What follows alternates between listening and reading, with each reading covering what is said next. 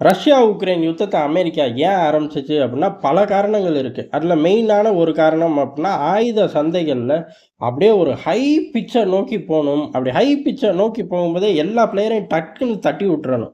உதாரணத்துக்கு ரஷ்யாவோட ஆயுத சந்தையை தட்டி விட்டுறணும். ஐரோப்பால இருக்க பிளேயர்களோட ஆயுத சந்தையை தட்டி விட்டுறணும். எப்படி எந்திரிச்சு பொழச்சு வராங்களோ, அது அவன் திறமை, தலையெழுத்து, விதி. ஆனா தட்டி விட்டுட்டு, இவர்களோட ஆயுத சந்தை அப்படிங்கிறது கொடிகட்டி பறக்கணும் அப்படிங்கிறதும் ஒரு பாராமீட்டர். அதுல ஆரம்பிச்சு ஜோரா கல்லா கட்டவும் ஆரம்பிச்சார்கள். ஸ்டாக் பிரைஸ் கூட்டுறது மூலியமா அமெரிக்க அரசியல்வாதிகள் அவர்களும் தனியா கல்லா கட்ட ஆரம்பிச்சார்கள். இது பூரா ஸ்மூத்தா நடந்துகிட்டு இருக்கும்போது, ஆட்டோமேட்டிக்கா ரஷ்யாவோட ஆயுத பலம் அப்படிங்கிறது யுத்த காலத்திலே போய்க்கிட்டு இருந்துச்சு. அதே மாதிரி ஐரோப்பிய சந்தையிலயும் ரஷ்யா கணிசமான ஒரு பெர்சன்டேஜ வச்சிருந்துச்சு. அத மொத்தமா புடுங்கிடுச்சு அமெரிக்கா. இந்த மாரி எல்லாத்தையும் புடுங்கி ஆயுதங்களையும் வித்துக்கிட்டு இருக்கும்போது, பிராந்திய வல்லரசான பிரான்ஸ், ஜெர்மனிக்கு என்னடா இது!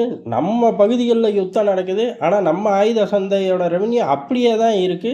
இன்னும் சொல்லப்போனா கொஞ்ச காலங்கள்ல கீழ போயிரும் மாட்டுக்கே அப்படின்னு ஒரு பொறாமையோட அமெரிக்காவ பார்க்கும்போது, அமெரிக்கா டக்குன்னு கையில எடுத்த ஆயுதம் தான் நேட்டோவுக்கான ஸ்பெண்டிங்ஸ இன்கிரீஸ் பண்ணுங்கடா அப்படின்னு. எந்த காலம் யுத்தம் நடக்கிறது என்னமோ உக்ரைன்னாலும், சமமா அனுபவிக்கிறது ஐரோப்பா முழுவதும் தான். ஏன்னா ரஷ்யா கிட்ட இருந்து கச்சா எண்ணெய் டிஸ்கவுண்ட்ல வாங்கி நல்ல மைலேஜ் எடுத்துக்கிட்டு இருந்தார்கள்.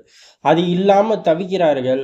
அதே சமயம் உக்ரைன் யுத்தத்துக்கு ஏதோ கொஞ்சமாச்சும் பம்ப் பண்ணார்கள். அந்த ஆயுதத்த ரீப்ளேஸ் பண்ணி ஆகணும். அதுக்கு இவர்கள் செலவு பண்ணி தான் ஆகணும். இத தாண்டி நேட்டோல ஸ்பெண்டிங்கை இன்க்ரீஸ் பண்ணு அப்புட்ன்னா, ஆட்டோமேட்டிக்கா அவர்களுக்கு ஒரு பயம் வரும். இப்ப அமெரிக்காவ பார்த்து கண்ணு வைக்க முடியாது, பொறாமப்பட முடியாது. அதே சமயம் நீ பண்ணி தான் ஆகணும் அப்படின்னு சொல்லி பைடன் அடம் பிடிச்சுக்கிட்டே இருந்தாரு.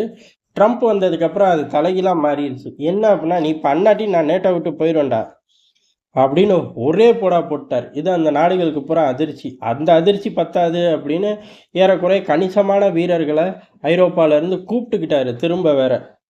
இப்ப அந்த வீரர்கள ரீப்ளேஸ் பண்ணியே ஆகணும். 10,000 வீரர்களுக்கு மேல இப்போதைக்கு ரீப்ளேஸ் நடந்தே ஆகணும். அப்படி ரீப்ளேஸ் நடந்து மிச்ச வீரர்களையாச்சும் விட்டு வைப்பாரான்னு கேட்டா, விட்டு தாராளமா நான் வைக்கிறேன். அவ்வளோ கொடுமையான பாவிலாம் நான் கிடையாது. அவனுங்களோட சம்பளத்த நீ ஏத்துக்க. அப்படின்னு சொல்லி சிம்பிளா பேச ஆரம்பிச்சுட்டாரு. இவர் பேச ஆரம்பிச்சாலே அதே ரோட்ல தான் பயணிப்பாரு. மேல கீழ மாற மாட்டாரு. ஆட்டோமேட்டிக்கா சம்பளத்த நீ போடு, இல்ல வீரர்கள நான் திருப்ப கூப்பிட்டுக்கிறேன் அப்படின்னு வந்து நின்றுவாருங்கிற பயம் ஒரு பக்கம். இவ்வளவு பயமும் நடந்துகிட்டு இருக்கும்போது, எப்புட்றா சமாளிக்கலாம் அப்படின்னு நினைக்கும்போது தான், வர்த்தக யுத்தத்துல ஐரோப்பாவும் சிக்கிக்கிச்சு. இப்ப இதுலேருந்து எப்படி தப்பிக்கிறதுன்னே தெரில. ஒரு நாள் ஏறி அடிக்கிறார்கள், ஒரு நாள் கால்ல விழுகிறார்கள், ஒரு நாள் அப்படியே நியூட்ரலா போறார்கள். இப்படி 3 விஷயத்தையும் மாத்தி மாத்தி ஐரோப்பா கையாண்டுகிட்டு இருக்கும்போது தான், ஒவ்வொரு நாளும் ஒவ்வொரு அதாவது பிரான்ஸ் திடீர்னு எகிரும், அப்புறம் பதுங்கும். ஜெர்மன் திடீர்னு எகிரும், பதுங்கும். பிரிட்டனும் அதே வேலைய செய்யும். இப்ப பிரிட்டன் ஒரு படி மேல போய் என்ன பண்ணியிருக்கு அப்படின்னா, "உங்களையே நான் நம்பி இருக்க மாட்டேன்டா" அப்படின்ருக்கு. அடப்பாவி! இவ்வளோ நாளா அப்படி நீ சொன்னதே இல்லையேடா! என்னைய நம்பி தான் அமெரிக்கா இருக்குன்னு தானடா சொல்லுவ. அவன் 2 விமான தாங்கி கப்பல் அனுப்புவான். நீ ஒரே ஒரு கப்பல அந்த பகுதிக்கு அனுப்பிச்சுட்டு, என்னமோ மொத்த பகுதியும் உன் கப்பல் வந்தோனே மிரண்டு தெறிச்சு ஓடுன மாரிலடா பில்டப் விடுவ அப்படின்னா, ஆ அதெல்லாம் நீ இப்ப கம்பேர் பண்ணாத. நான் இனிமே அமெரிக்காவ நம்பி இருக்க போறதில்ல. சரி நம்பி இருக்காத. உன் எண்ணம். என்ன விஷயம் சொல்லு அப்படின்னா, ஆட்டோமேட்டிக்கா ஆயுத சந்தைகள்ல இனிமே அமெரிக்காவ நம்பி இருக்க போறதில்லையாமா. அவர்களுக்கு தேவையான முதல் கட்டமா அவர்களுக்கு தேவையான வெடிப்பொருட்களையும், ஆர்ட்டிலரி ஷெல்களையும் பிரிட்டனே தயாரிக்க போதாமா. அப்ப இவ்வளோ நாள் அவன நம்பி தான் இருந்திருக்க. இதுல வெட்கமே இல்லாம கிரேட் பிரிட்டன் என்னைய சொல்லுன்னு வேற அடம் பிடிச்சுக்கிற. அதனால இனி வருங்காலங்கள் அப்படிங்கிறது இவர்கள் பிரிட்டிஷ் இராணுவத்துக்கு தேவையான வெடிபொருட்களையும், ஆர்ட்டிலரி ஷெல்களையும் தயாரிக்க போறார்களாமா. இதுல பிரான்ஸ்ல இருந்தும் கட்டாக போறார்களாமா, அமெரிக்கால இருந்தும் கட்டாக போறார்களாமா.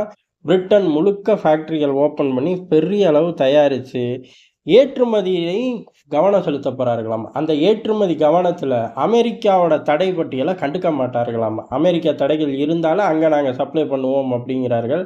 அப்ப எங்க ரஷ்யாவுக்கும், சீனாவுக்கும் சப்ளை பண்ணுவாங்களோ? தெரியல. இந்த கடைசி ஸ்டேட்மெண்ட்ட பார்த்தா இது ஏதோ உருப்படுறக்கு வழி மாரி தெர்ல.